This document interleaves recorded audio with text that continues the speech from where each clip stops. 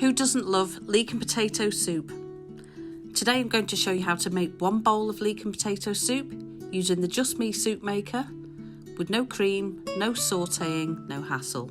You just need some potatoes, leek, garlic, onion, and I'm going to make 200 ml of stock with one of these.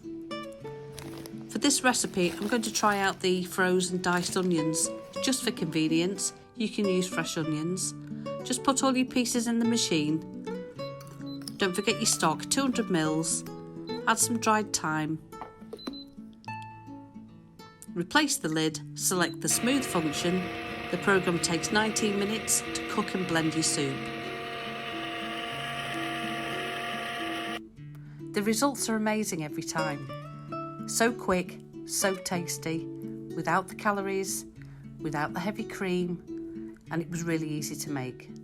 This soup is so smooth, you'll make it time after time. Justme Soup Maker is available on our website and also at Amazon.